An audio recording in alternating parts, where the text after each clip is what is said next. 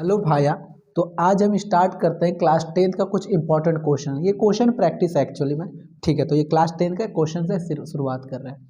तो पहला क्वेश्चन है, लाइट ट्रैवल इन। देखो, लाइट जो है ट्रैवल किस पाथ में करता है? जिगजैग वे में, स्ट्रेट लाइन में, इन any direction, all of this. ठीक है, तो देखो जिगजैग का मतलब होता है, जिगजैग का मतलब होता है इस तरह इस तरह इस तरह इस तरह। ठीक है, ये जिगजैग होता है। ठीक है, तो लाइट ऐसा कभी भी ट्रैवल, लाइट जो हमेशा होगा ना वो इस तरह ट्रैवल करेगा, सीधा सीधा, या फिर इस तरह सीधा जाएगा या फिर इस तरह सीधा जाएगा। सीधा का मतलब होता है स्ट्रेट लाइन, कभी भी होता है स्ट्रेट लाइन ही लाइट ट्रैवल करता है।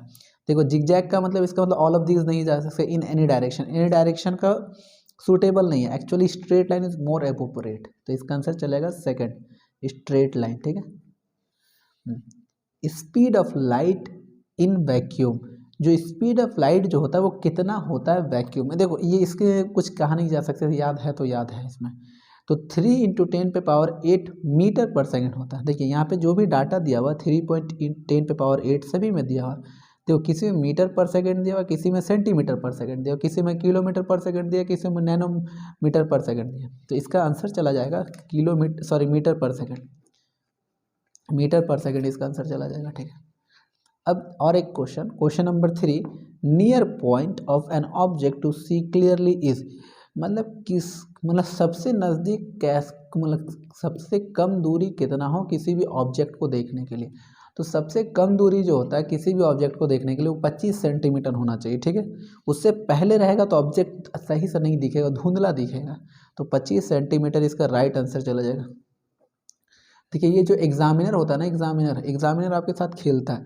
देखिए 4 ऑप्शन दे रखा था, ऑप्शन 1 2 3 4, जिसमें कि 3 ऑप्शन में 25 25 25 दिया। एक में मीटर दे रखा है, एक में सेंटीमीटर दे रखा है, एक में इंच दे रखा है। अगर आप थोड़ा सा माइंड का इस्तेमाल करोगे, देखो मीटर 25 मीटर बहुत दूर होता है। ठीक है, और 25 इंच बहुत नज़दीक लमसम, मतलब वो भी।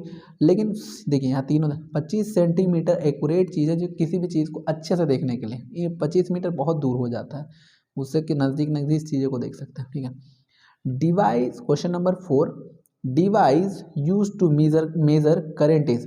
कौन ऐसा डिवाइस है जिसमें कि हम लोग करंट मेजर करते हैं? ठीक है, तो option number 1 volt meter, option number 2 thermometer, option number 3 ammeter, option number 4 manometer. ठीक है, देखो वोल्ट मीटर से हम लोग वोल्टेज मेजर करते हैं। ठीक है, पहला ऑप्शन का जो है वोल्ट मीटर से हम लोग वोल्टेज मेजर करते हैं।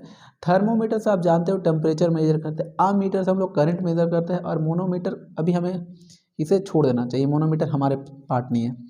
तो आमीटर से हम लोग करंट मेजर कर, क्वेश्चन क्या दे रखा है, करंट को कौन नापता है? तो ये आमीटर इसका आंसर चला जाएगा। ए मीटर बोल दो, आमीटर बोल दो, जो आप प्रोनाउंस कर सको। ठीक है, देखो और आखिरी ये वाला क्वेश्चन, मतलब कि इस पेज का आखिरी question, the ratio is V/I known as. 4 option दे रखे हैं, रेजिस्टेंस पहला, दूसरा कंडक्टेंस, तीसरा पोटेंशियल, चौथा पोटेंशियल डिफरेंस।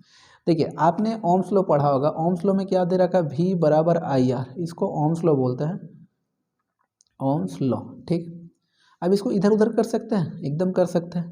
तो हम क्या करते हैं, ये आई को इधर भेज सकते हैं, तो V/I को इधर भेजे तो आई हो गया, बराबर आर, ये हो गया ना। इसको क्या बोलते हैं, V/I बराबर आर, तो ये रेजिस्टेंस बोलते हैं। तो V/I किसके रेशियो के बराबर है? तो भैया रेजिस्टेंस के रेशियो के बराबर है, रेजिस्टेंस के रेशियो के बराबर है। ठीक है, तो रेजिस्टेंस इसका आंसर चला जाएगा, रेजिस्टेंस। ठीक है, पोटेंशियल नहीं जाएगा, कंडक्टेंस भी नहीं जाएगा। ठीक है जी, चला जाएगा आपके इसके बराबर। ठीक है, रेजिस्टेंस के बराबर। नेक्स्ट क्वेश्चन, क्वेश्चन नंबर जो 6 जो है, फॉर्मूला ऑफ कॉमन साल्ट, जो फॉर्मूला होता है जो कॉमन साल्ट का, वो क्या कहलाता है? ठीक है, NaCl होता है या Hb होता है, HCl होता है, NaOH होता है। ठीक है, तो इसका सीधा आंसर चला जाएगा NaCl। ठीक है, NaCl जो फॉर्मूला होता है कॉमन साल्ट का, इसका आंसर चला जाएगा। If pH of solution is 5 then it is, किसी सॉल्यूशन है, मान लेते हैं ये जैसे बीकर है। ठीक है, बीकर मतलब उसमें जिसमें हम लोग पानी सॉल्यूशन रख सकते हैं। ठीक है, बीकर बोल दो या कोई भी बर्तन रख दो या कांच का ग्लास रख दो, इसके अंदर क्या है ना, इसके अंदर पानी टाइप का है, लिक्विड सॉल्यूशन। ठीक है, लिक्विड सॉल्यूशन। इस लिक्विड सॉल्यूशन का जब हमने pH नापा है, मतलब इससे pH से नहीं होता स्केल, pH उससे नापा, तो क्या आ गया, pH आ गया 5, pH 5 आ गया। यही मेरा सोल्यूशन का pH है। अगर आपने थोड़ा सा पढ़ा होगा ठीक ना। अगर आपने पढ़ा होगा तो pH स्केल जो होता है ना 1 से 14 तक होता है। pH स्केल जो होता है 1 से 14 तक होता है। अगर यहाँ 0 से चालू करेंगे तो ये 7 हो जाएगा, चलते चलते 0 1 2 3 4 ऐसे करके 7 जाएगा, फिर ये 7 से 14 चला जाएगा। 14 ये 25 डिग्री सेल्सियस पे हो रहा है, ठीक है। तो अब अगर ये 0 से ये 7 से पहले अगर आ जाएगा तो कोई भी चीज़ वैल्यू रहेगा तो वो एसिडिक कहलाएगा, ठीक। और 7 के बाद अब 14 तक आ जाएगा कोई भी वैल्यू तो वो बेसिक कहलाएगा, यानी कि बेस, ठीक है। बेस मतलब ये 0 से लेके 7 से कम होना चाहिए। 7 से कम 6.9 भी हो सकता है, 6.8 भी हो सकता है, तो वो क्या कहलाएगा, वो एसिडिक कहलाएगा या फिर एसिड बोलते हैं उसको। और 7 से ज़्यादा और 14 तक उसको क्या बोलते हैं, बेस बोलते हैं या फिर बेसिक बोलते हैं, ठीक है। बेसिक लिख लेते हैं, बेसिक मीडियम। और ये जो 7 है ना, यहाँ पे देखो आप ऐसा नहीं लग रहा दोनों के बीच में है। अब बीच वाली चीज़ के लिए हम लोग न्यूट्रल इस्तेमाल करते हैं ना, न्यूट्रल। तो ये हो गया न्यूट्रल, ठीक है। क्या हो गया, न्यूट्रल। हमारा क्या हो गया, न्यूट्रल, ठीक है। हमने न्यूट्रल लिख दिया। अब देखिए हमारे सॉल्यूशन कितना दे रखा है, पीएच ऑफ सॉल्यूशन इज 5। जो पीएच है ना किसी, ये जो सॉल्यूशन का 5 है, तो 5 कहाँ आ रहा है भैया, 5 7 से पहले आ रहा है, तो क्या होना चाहिए, सॉल्यूशन क्या होना चाहिए, एसिडिक होना चाहिए ना, एसिडिक।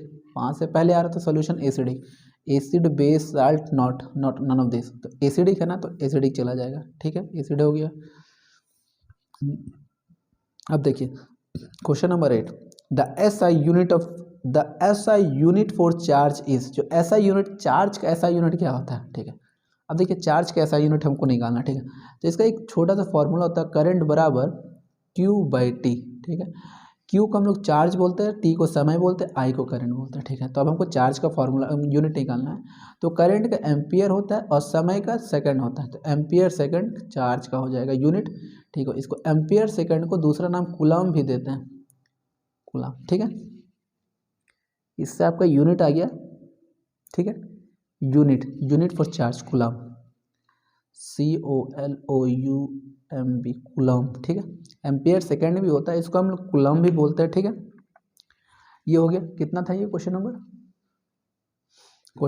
8। अब question number 9, the general formula of alkane. Alkane का जनरल फार्मूला क्या होता है, तो एल्केन का जनरल फार्मूला CnH2n+2 होता है, CnH2n+2। एक्चुअली ये जनरल फार्मूला है, इसको मैंने बहुत बार बताया भी अपने पिछले वीडियो में। अगर जिसको नहीं समझ में आ रहा है या जिसे याद नहीं हो, मेरे वीडियो में जाके पिछले वाले वीडियो में जा सकता है, क्लास 10th वाले सीरीज में, उसमें मिल जाएगा आपको, ठीक है।